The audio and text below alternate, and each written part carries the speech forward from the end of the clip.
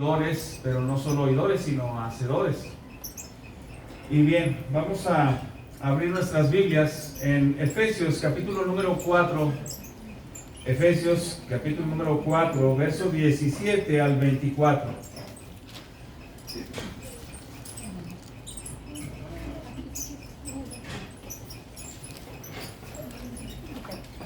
Yo espero que todos los que hayan disfrutado, y digo así, disfrutar, porque el ver que otros se comprometen con Cristo, como en su momento quizás lo hicimos nosotros, es un motivo de gozo, nos retroalimenta, nos nutre ver a otros rendidos a Cristo.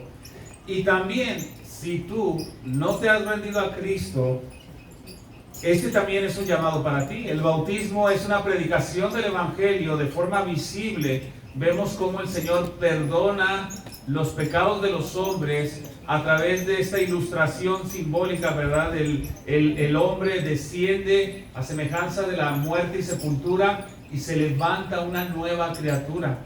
De manera pública, estos hombres, y en este caso también la hermana, profesan una fe en Cristo con la intención de permanecer todos los días de su vida en obediencia al Señor. Veamos Efesios capítulo 4,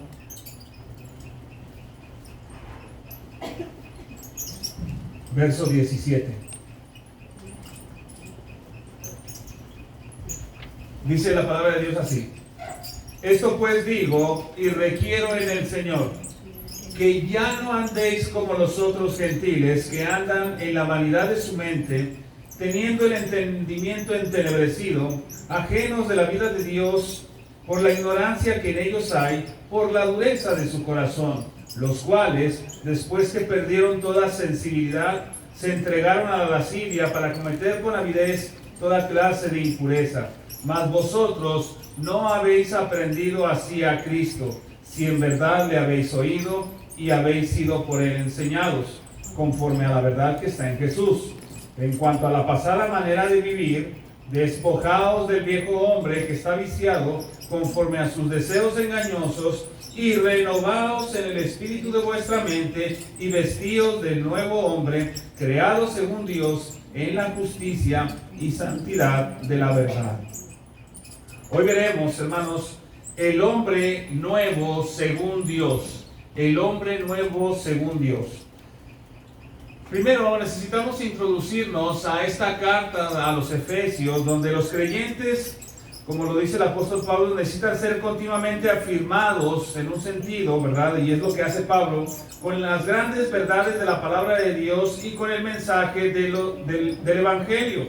A lo largo de esta carta, el apóstol expone las inmensas bendiciones que Dios ha concedido al pueblo, a su pueblo, comenzando con su propósito eterno antes de la fundación del mundo y culminando con la manifestación visible de su iglesia, de su gloria en la iglesia. De esta manera el creyente comprende que toda bendición espiritual tiene su origen en Dios y que el fundamento de su vida presente está descansando sobre el decreto eterno de Dios y sobre la obra redentora de Cristo.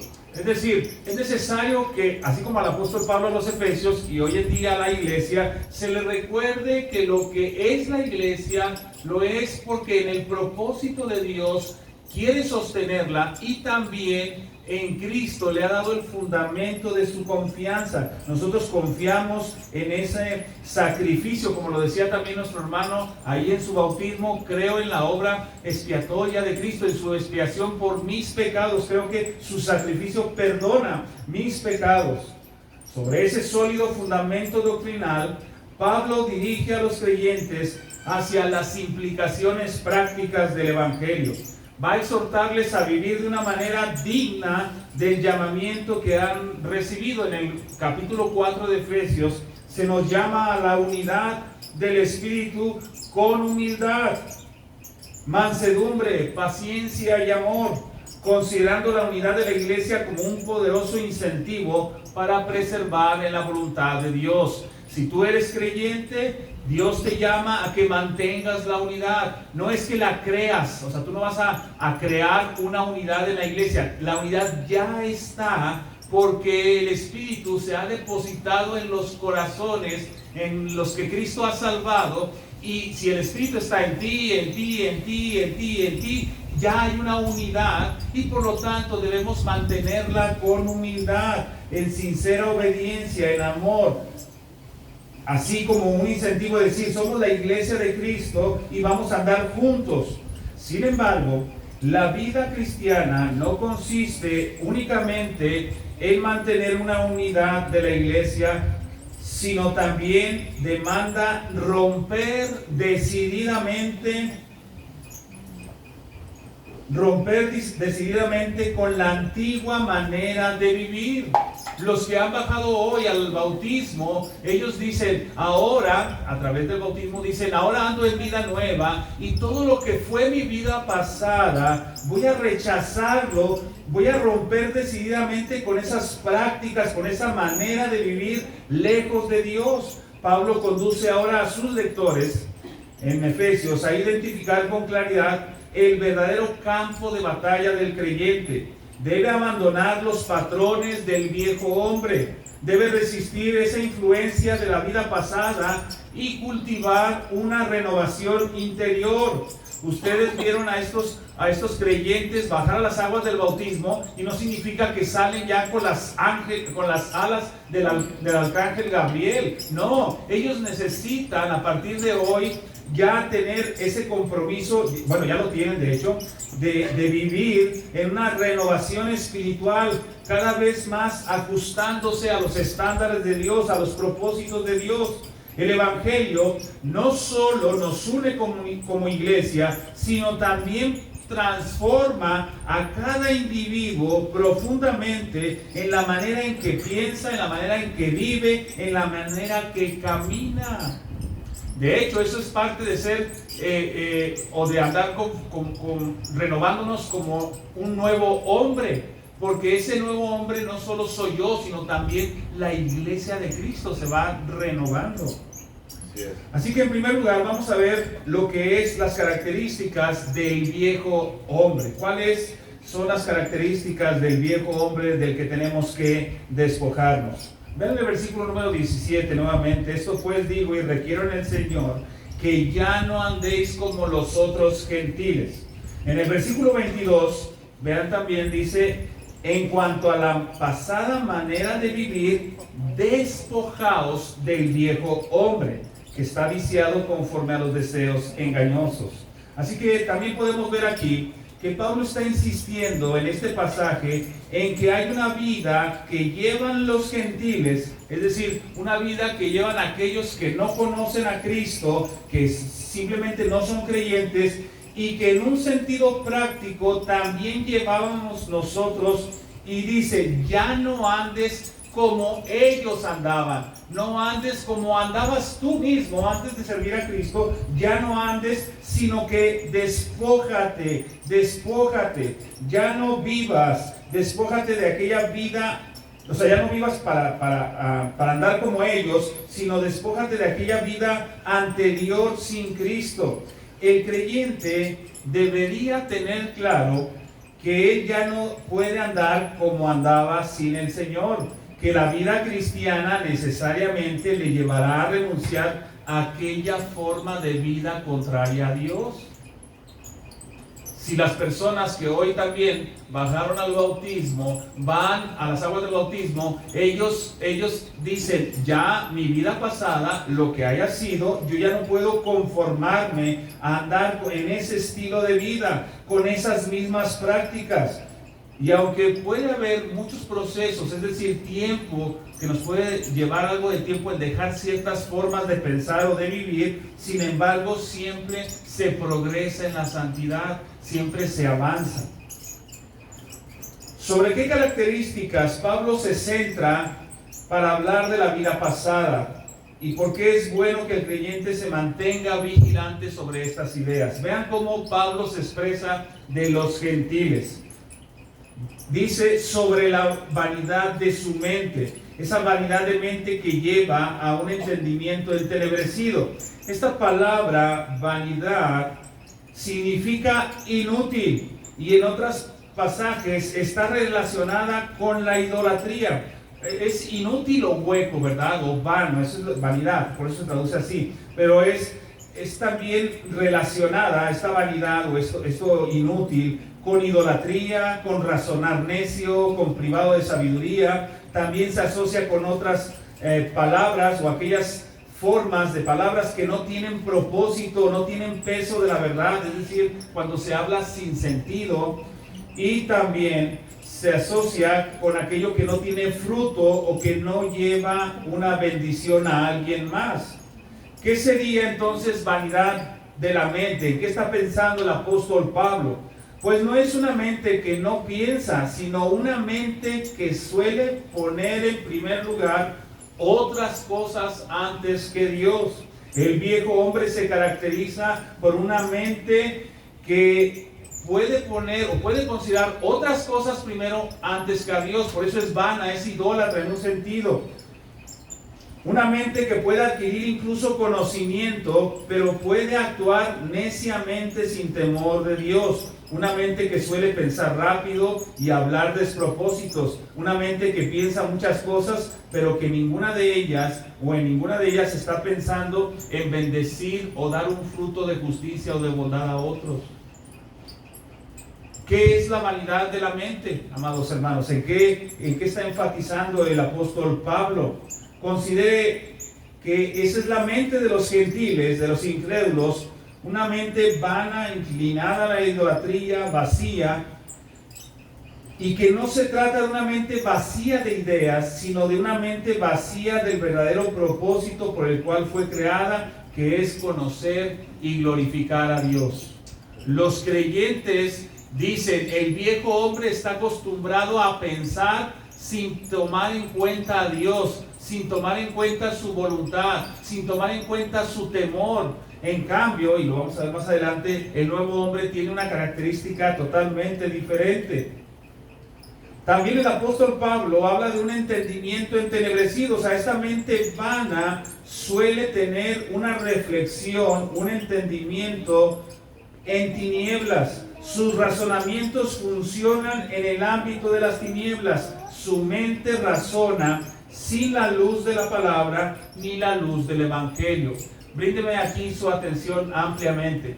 ¿Qué sucede cuando decimos que los creyentes andan en la vanidad de su mente? Pues ellos piensan, viven, o las cosas que creen y así como viven y se conducen, no tomando en cuenta la luz de Dios.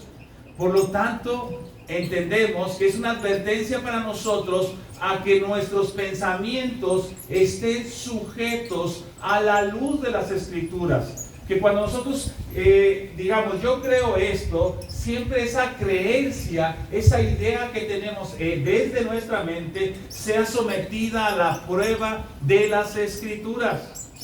Es como hoy en día muchos jóvenes están creciendo, porque así les han enseñado en las escuelas públicas, que a los niños, por ejemplo, no se les pega. ¿Han escuchado esa idea?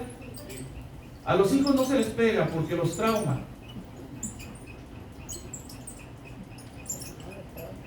Y parece algo muy piadoso porque dice, no uses violencia con el niño. Pero ¿qué dice la Biblia respecto a la educación de los hijos? ¿Qué dice, hermanos? Que hay que corregirles con vara. Claro, hay varias implicaciones en esto. No estoy diciendo que usted va a agarrar a su hijo como piñata y lo va a perseguir casi hasta matarlo. Eso está mal, eso no es. Sin embargo, sí dice que debemos corregir al muchacho, ¿cierto? Y lo que sucede hoy en día, la vanidad de la mente de los incrédulos, es que ellos dicen, esta es una buena idea, pero están en tinieblas, esa idea que tienen, no la ponen a la luz de las Escrituras. Entonces nosotros como creyentes tenemos la obligación de que si viene una idea a nuestra mente, la pongamos a la luz de las Escrituras para ver si coincide. Hace un tiempo una joven, una adolescente, cuando mencioné que era necesario corregir con vara. Dice, estoy totalmente, así se plantó muy seria y me dice, estoy totalmente en desacuerdo. Le digo, no, está bien, yo lo acepto eso, que estés en desacuerdo, pero no estás en desacuerdo conmigo, lo dice la Biblia. El problema no lo tienes conmigo. ¿Con quién lo tienes? Entonces es un asunto entre tú y Dios. No es que yo me vaya a ofender porque alguien no piense igual que yo. Por eso es que una mente que razona sin la luz de la palabra es una mente vana, es una mente gentil, es una mente no creyente. Ahora observe también la siguiente frase del apóstol Pablo en este mismo pasaje, donde dice sobre estar ajenos de la vida de Dios, y luego menciona como un tipo de características o medios, ¿no? Mediante la ignorancia que en ellos hay, y luego dice por la dureza de los corazones. Vamos a examinar esta segunda característica, que parece que son tres en realidad, pero así lo vamos a plantar como una. Pablo describe la condición de los gentiles como imposibilitados, privados de Dios, como una condición continua. Simplemente estos gentiles están ajenos, están distanciados y tienen esa ausencia de la revelación y del conocimiento salvífico de Dios. También puede decirse que están lejos de las bendiciones del pacto. Vayan conmigo rápidamente a Efesios capítulo 2, ahí mismo, en la carta a los Efesios, unos capítulos antes. En el capítulo 2, verso 12, ¿cómo describe el apóstol Pablo a los efesios? Les dice, en aquel tiempo estabais sin Cristo, alejados de la ciudadanía de Israel y ajenos a los pactos de la promesa, sin esperanza y sin Dios en el mundo. Así que Pablo ya describe o ha descrito que los gentiles, los no creyentes, suelen vivir ajenos a Dios, ajenos a su revelación, a su conocimiento. Ahora, esto no es meramente ausencia de conocimiento, y ahorita lo voy a explicar, porque hay muchas personas cercanas al Evangelio, muchas personas que asisten incluso los domingos a la iglesia, pero son ajenos a la vida de Dios, no entienden lo que es vivir en comunión con Dios. Ahora, también dice que esto es por la ignorancia que hay. Hermanos, es cierto que en algunas circunstancias se cree que la ignorancia puede justificarnos, es decir, que dicen, oye, yo no sabía algo, ¿verdad? Y creer que eso nos exculpa. Pero siendo honestos, si yo voy en un camino de la ciudad, ¿verdad? En una calle, una calzada, y yo no, es la primera vez que tomo un carro y yo no sabía que pasarse en rojo era una multa.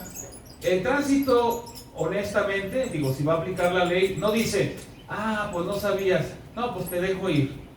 No, el tránsito, siendo justo, él me aplicaría una infracción.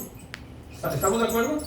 Entonces, hay muchas veces que la ignorancia se cree que nos exculpa, pero no, la ignorancia a la que Pablo se refiere aquí, dice, a la ignorancia que en ellos hay, es una ignorancia que persiste en el individuo y no es una ignorancia excusable, no es falta de conocimiento que les exculpe de su condición, es una ignorancia culpable.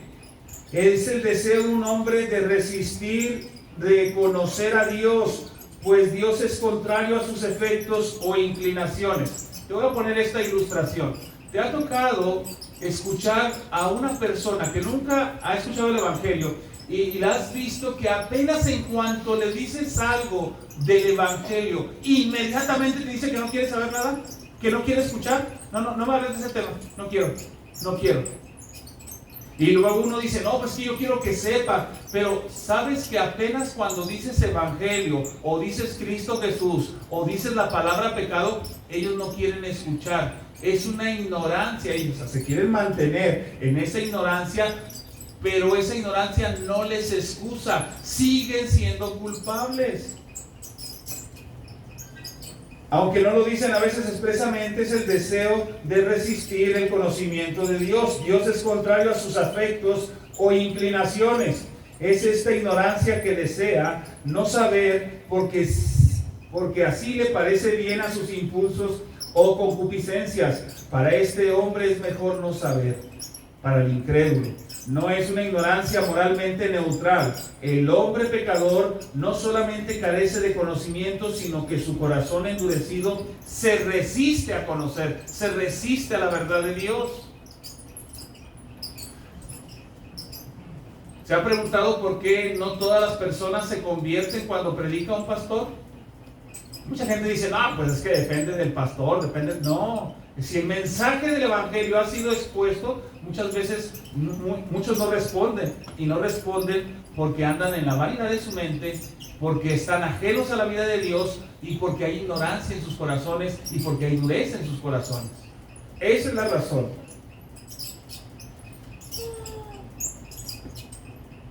¿Sobre qué perdieron? Vamos a ver también en el versículo. Dice que perdieron toda sensibilidad, hablando de los gentiles. Se entregaron a la lascivia para cometer con avidez toda clase de impureza. Hermanos, esto también se traduce como una pérdida de vergüenza por el pecado. Ya pecar delante de otros no es un problema. Usted puede entender o reconocer a la gente impía, al viejo hombre, cuando no tiene vergüenza por el pecado, miente con facilidad, adultera, sin pudor, o sea, ya es un pecado vergonzoso y de todos modos no les da vergüenza.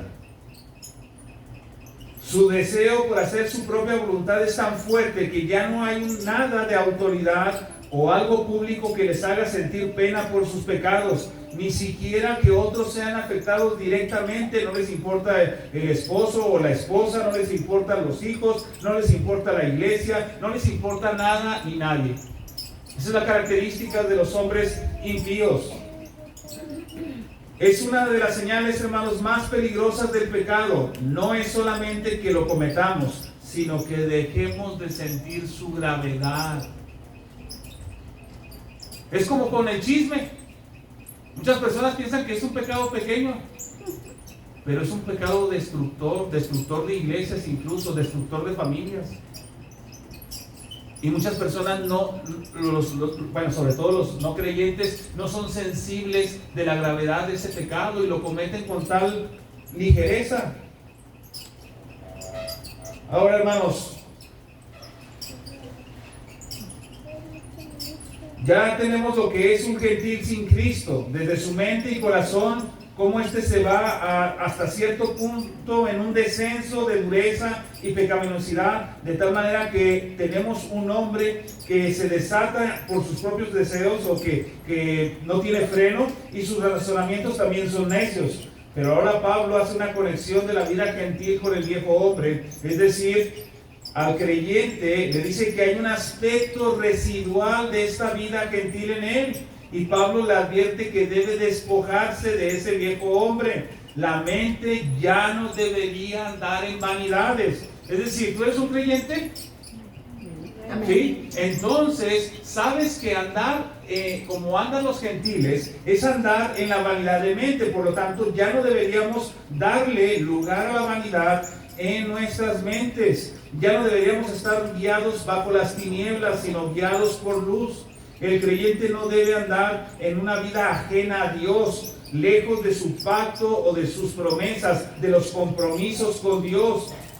Así que hay un aspecto residual, hermanos, una costumbre mala de vivir en nosotros.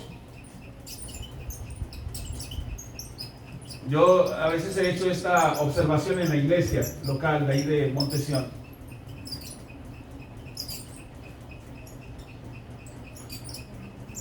¿Debemos impedir que el mundo entre a la iglesia? No.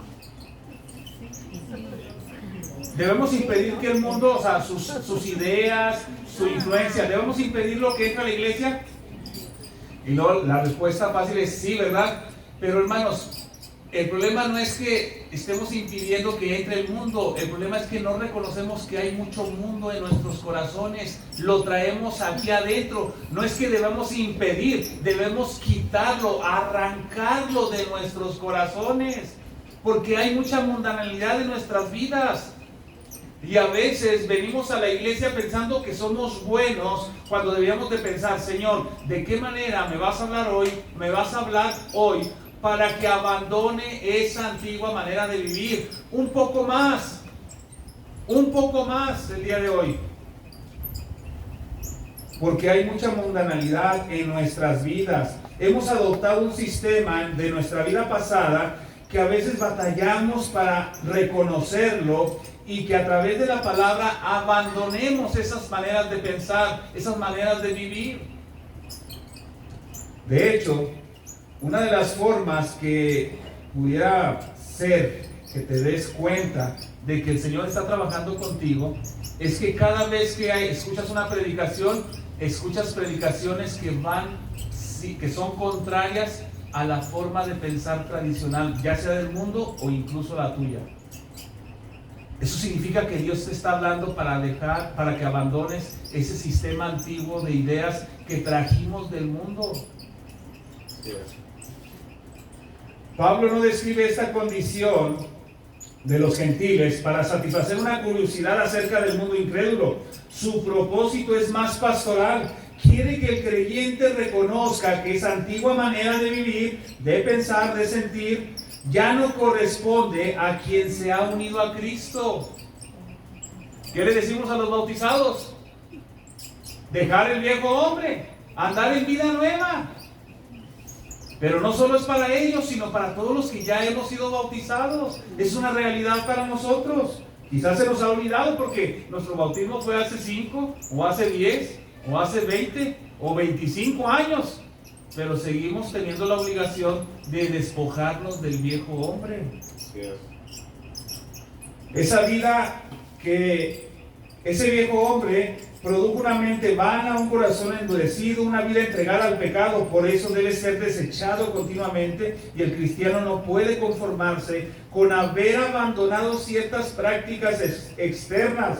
Debe también vigilar su manera de pensar, sus afectos y sus deseos, pues allí es donde comienza la batalla de la santificación. Claro que si un hombre era un borracho y llega el evangelio a su vida y abandona la embriaguez, eso es muy bueno y damos gloria a Dios, pero no es lo único que tienes que dejar. No es lo único. A veces hay ideas aquí que tenemos que abandonar. Ideas. Porque el evangelio nos lo demanda.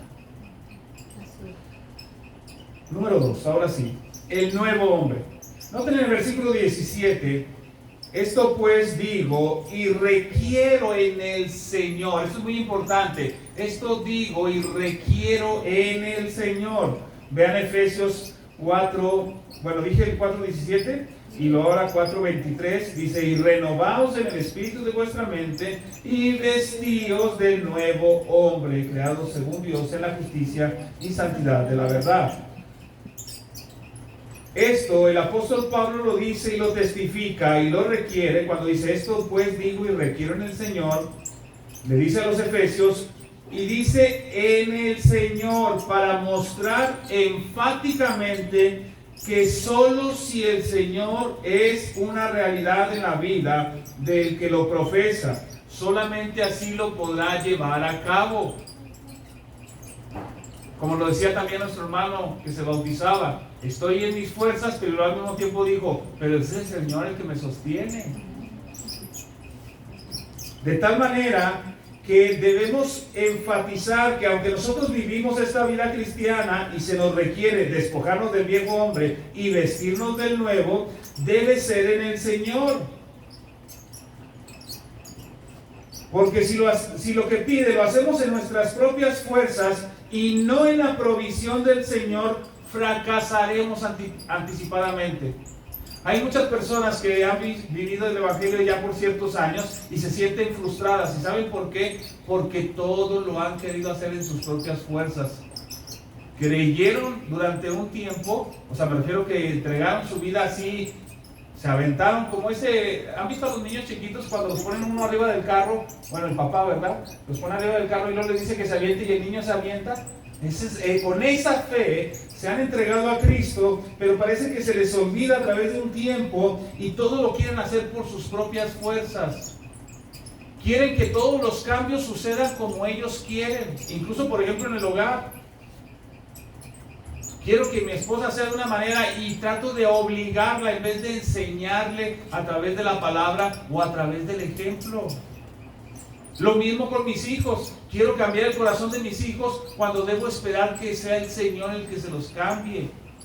Claro, yo debo hacer lo propio, pero yo debo esperar en que Él es el que va a obrar. Ahí pueden decir amén. Amén. Eso, bien. Pablo dice, despójense, renuévense en el espíritu de su mente, vestidos de nuevo hombre. Veamos primero esta parte. Después de entender que debemos despojarnos de esa manera antigua de vivir, del viejo hombre, debemos renovarnos en el espíritu de la mente.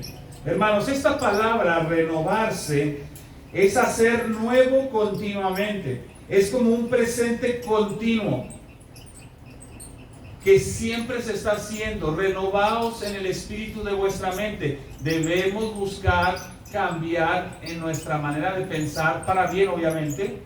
Debemos renovar nuestra mente. No digas esas frases mentales que sueles decir o que solemos decir cuando algo no nos gusta. Le decimos a veces al pastor, claro, no se lo decimos de frente, está predicando y le decimos desde ahí en nuestro lugar, bueno, esa es su opinión. Lo pensamos, tratando de justificar nuestra conducta, tratando de justificar nuestra manera de pensar. No, tienes que renovarte, abrir tu mente a un trabajo que Dios hace. De hecho, también este verbo de renovarse está en lo que se le conoce como la voz pasiva, es decir, recibe la acción de la renovación por un agente externo. Por ejemplo, tú llegas aquí a este lugar y la idea, mucha atención en esto, la idea es que tú entraste con una forma de pensar y sales ligeramente, si quieres verlo así, cambiado por la palabra de Dios. Un poco, mejoras un poco en tu manera de pensar, ves las cosas de otra manera porque ahora aprendiste algo nuevo en el Señor.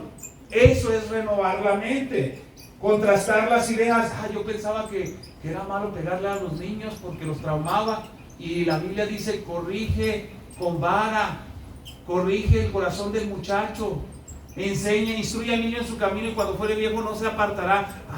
Yo no lo había visto de esa manera. Hay un cambio de mente, un cambio de ideas, una renovación, pero también estamos en esa disposición. Como está en voz pasiva, significa que algo externo, hay un agente externo que viene y nos influye en nuestra manera de pensar, y podemos deducir que es el Espíritu Santo, pero no nos adelantemos. Dice la siguiente frase de ahí del versículo de Efesios: renovados en el espíritu de vuestra mente, es decir, una mente espiritual. ¿Cómo era la mente de los incrédulos? Una mente vana, una mente inclinada a la idolatría, al razonamiento necio. Bueno, una mente espiritual es influenciada por la palabra y por el Espíritu.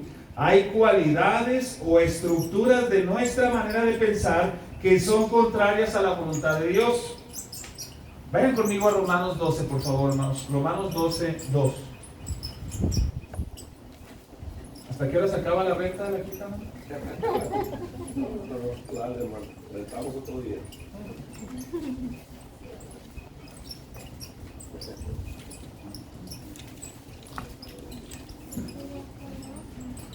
Dice así, Romanos 12:2, ¿lo tienen? Amén. Dice, no os conforméis a este siglo, a este mundo, a este sistema, sino transformaos por medio de la renovación. Vean cómo la idea es la misma de Efesios, la renovación de vuestro entendimiento, para que comprobéis cuál sea la buena voluntad de Dios, agradable y perfecta. Hermanos, debemos huir del sistema que nos aprisiona, Este mundo, como una prensa hidráulica, quiere amoldarnos a su manera de pensar. Si ves una telenovela, así te quiere hacer pensar el mundo. Si ves una película, así te quiere hacer pensar el mundo. Si tienes un profesor ateo, así te quiere hacer pensar el mundo. El mundo siempre va a querer influenciar tu manera de pensar. La vecina chismosa o atea o anticristiana va a influenciar tu manera de pensar. El compañero de trabajo, adúltero, lascivo, el patrón o el subordinado, con sus ideas anticristianas te va a querer influenciar.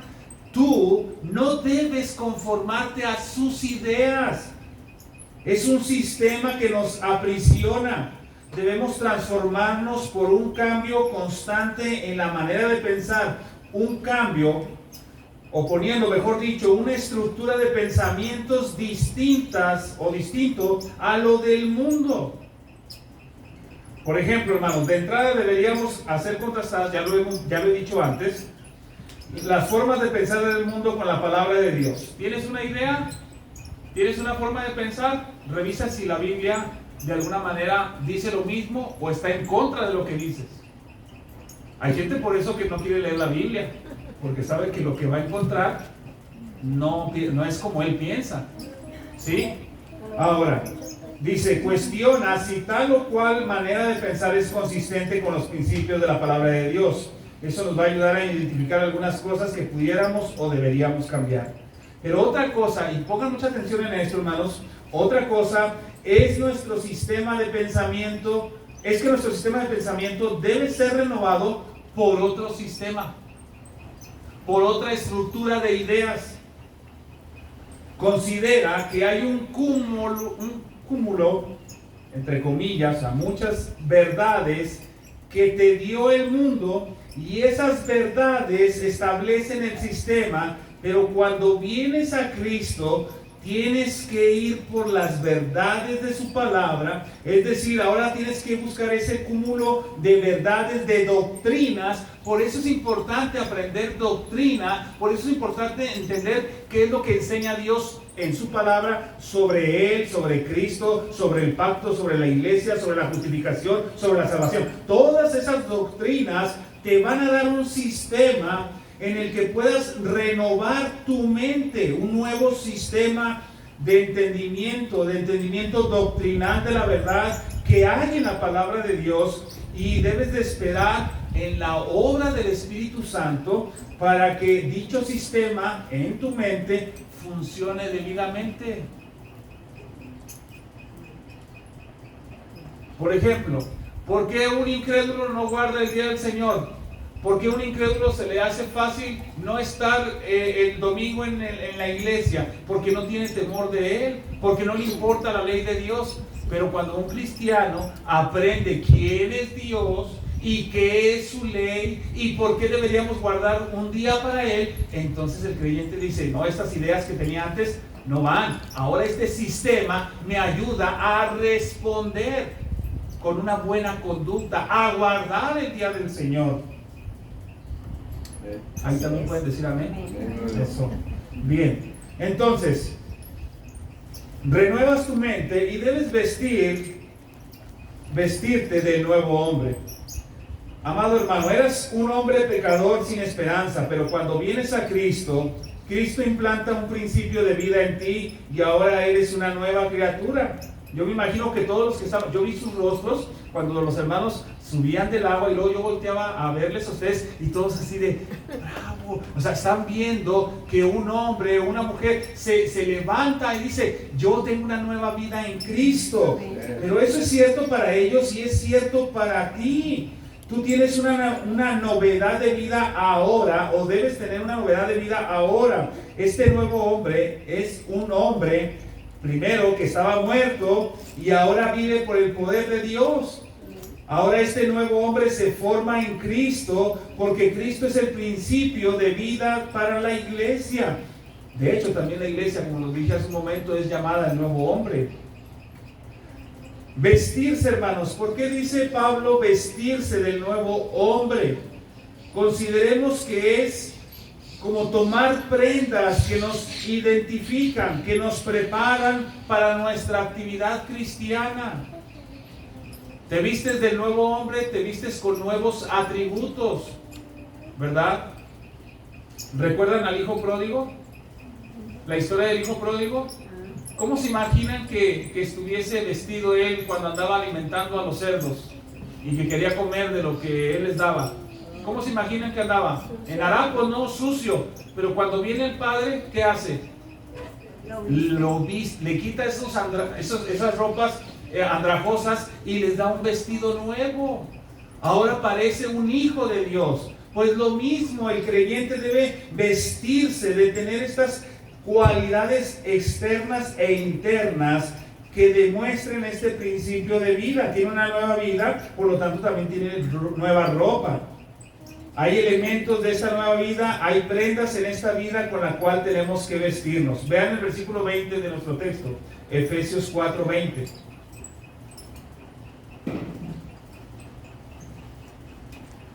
Dice: mas vosotros no habéis aprendido. En contraste con el impío que anda en la vanidad de su mente, dice: ustedes no han aprendido así a Cristo, si en verdad le habéis oído y habéis sido por él enseñados conforme a la verdad que está en Jesús. Este nuevo hombre que es creado según Dios es porque la vida viene de Dios y por lo tanto debe ser en dependencia de Él, para aprender de Cristo, para oír de Cristo, para ser enseñados por Cristo, para ver esa verdad que está en Jesús. Domingo tras domingo se te presenta un poco más de quién es Jesús. Por lo tanto, vístete de esas cosas, tómalas para ti como unas prendas que te distingan de entre los demás. Dios creó al hombre a su imagen y semejanza, pero el pecado vino a desfigurar dicha imagen, corrompió al hombre, su naturaleza fue contaminada radicalmente, pero ahora con la gracia de Dios, ese principio de vida implantado en el hombre, se va formando un nuevo hombre según Dios. Es la restauración de Dios, no la restauración del hombre. El evangelio no es aquí atraer a hombres y mujeres y darles una bañadita, una pulidita para que ya sean buenas personas. No, lo que sucede contigo como cristiano es una transformación de Dios. Es el nuevo hombre según Dios. Amén. Es del que debemos vestirnos. También dice que es en justicia y santidad de la verdad. Vayan conmigo al Salmo 45, 6 y 7. ¿Cómo te puedes vestir de la justicia y santidad de la verdad?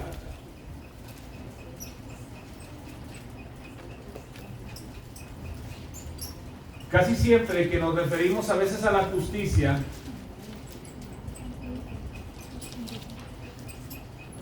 si por ejemplo uno de nosotros dice que debemos de ser justos, identificamos esta justicia con la nuestra, siempre, ¿sí?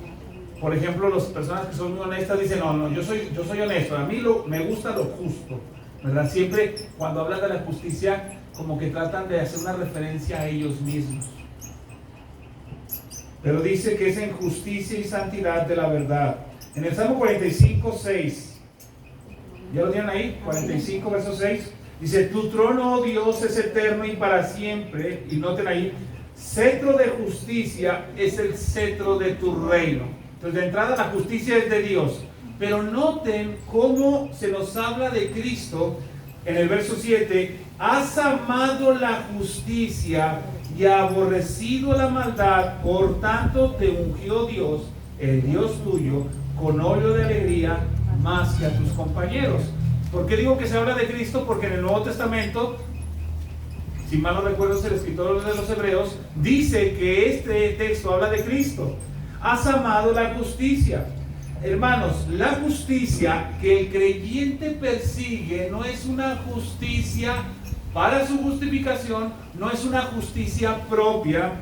Incluso la justicia imputada de Cristo se debe sobreentender, pero no es la que estamos buscando, porque nosotros no añadimos nada a esa justicia, sino que es una justicia que se conforma a la imagen de nuestro Cristo, de nuestro Salvador. Vean, Cristo amó la justicia, aborreció el pecado. Cuando el pastor te dice que abandones un pecado, cuando o tu papá o tu mamá te dice que abandones un pecado, o cuando tu cónyuge te dice que abandones un pecado, debes pensar en esto no en términos de ser justo tú. Debes pensar en términos de que el carácter de Cristo es amar la justicia y aborrecer el pecado. Esa es la justicia en la verdad. Así es.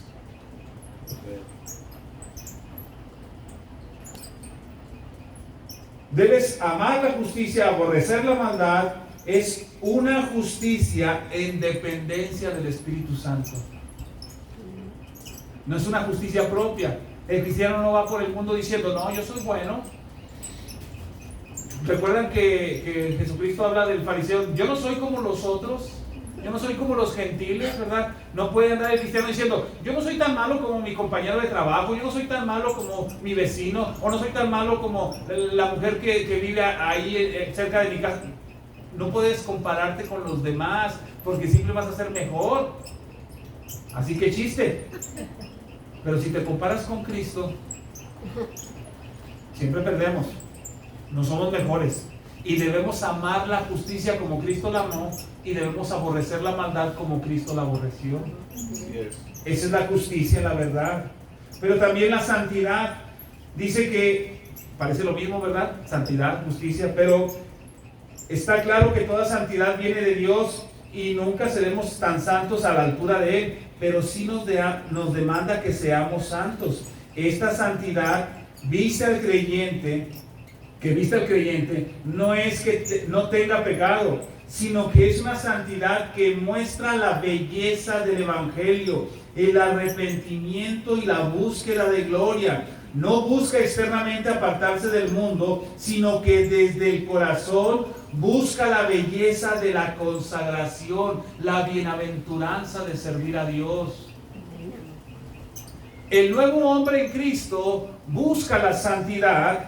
¿En qué sentido? No porque no peque. ¿Tú no pecas o sí pecas de vez en cuando? Sé honesto. Acá nadie va a decir. ¿Sí pecas o no pecas? Todos pecamos. Entonces, todos pecamos, pero se oye mejor decir que yo peco, ¿verdad? Porque ya me confronto a mí mismo, ¿verdad? Yo peco de vez en cuando, pero la santidad no está en que sea infalible, sino que cuando peque, la belleza del Evangelio se refleje en arrepentirme y decir, Señor, hice mal, me arrepiento, Señor, perdóname, y ahora voy a buscar tu gloria, tu obediencia. Maltraté a mi esposa, ahora voy a dejar de maltratarla. Le hablé mal a mi prójimo, ahora le voy a hablar bien a mi prójimo. Esa es la belleza de la santidad. Eso es lo que se demanda de los cristianos. Así es. No es que nunca se equivoquen o que no pequen, eso no va a suceder, ¿verdad? Como las personas que a veces no van a una iglesia, es que en la iglesia hay muchos hipócritas. Pues vente, tenemos espacio para otro. Aquí somos pecadores, es un hospital. Aquí no es que seamos perfectos, pero si estamos buscando la belleza, la santidad en la verdad, la belleza del Evangelio, nos arrepentimos. Cuando el Señor nos señala que en algo estamos mal, le pedimos perdón y queremos de su ayuda para salir adelante con eso. Amén. Así es. Por último, como unas aplicaciones. Bueno, antes de eso. Voy a nomás enfatizar algo. La justicia y la santidad son de la verdad o en la verdad. Recuerda que no es tu verdad, no es tu consideración. Bueno, es que yo creo que soy justo a mis ojos. Pues claro, así cualquiera. No es que yo soy santo a mis ojos, no, así cualquiera, no. Debes de ir a la verdad, como también dice el Señor, santifícalos en tu verdad. Tu palabra es verdad. Todo esto que estamos diciendo es a la luz de las Escrituras, no de tus opiniones. De hecho, cuando Dios dice algo, mi opinión no importa en lo absoluto.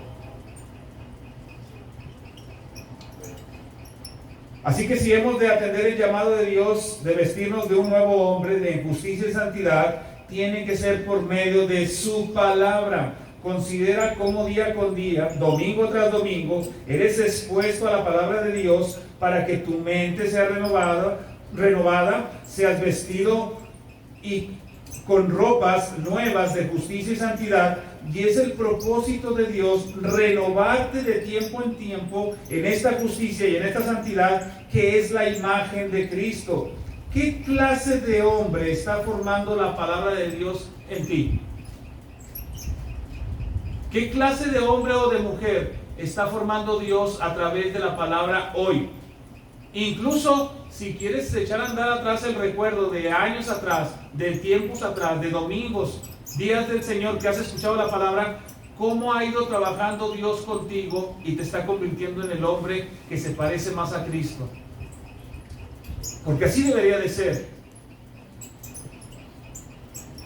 Estas son las aplicaciones para terminar. Vigila tu manera de pensar. Vigila tu manera de pensar. No te conformes con haber abandonado pecados externos. Tienes que vigilar tu corazón y asegurarte que desde el corazón procures la justicia y la santidad, esa consagración en Dios. Deja que la verdad de Dios reorganice tu manera de pensar, tu manera de vivir, tu manera de actuar. Pregúntate, como lo dije hace un momento, ¿qué clase de hombre o de mujer estás llegando a ser por la verdad de Dios? Así que seamos animados. Hoy vimos la obra de Dios externamente en la vida de 3 almas que rindieron su vida a Cristo, y vemos el Evangelio ilustrado: muerte, sepultura y resurrección a una nueva vida. Pero esa nueva vida es demandada de todos nosotros los que decimos creer. Ya nos bautizamos una vez y se exige de nosotros que se vaya formando el nuevo hombre, el hombre nuevo según Dios. Amén. El Señor les bendiga. Amén. Padre, suplicamos por tu iglesia, Señor, para que tú manifiestes tu gracia y llegues a los corazones y puedas seguir avanzando tu reino en este mundo, Señor. Padre, arrebatando de las tinieblas a muchos corazones endurecidos, doblegándolos y llamándolos a tu luz. Y así, Señor, también que la iglesia te dé la gloria y la alabanza. Gracias por otros que se han convertido a ti.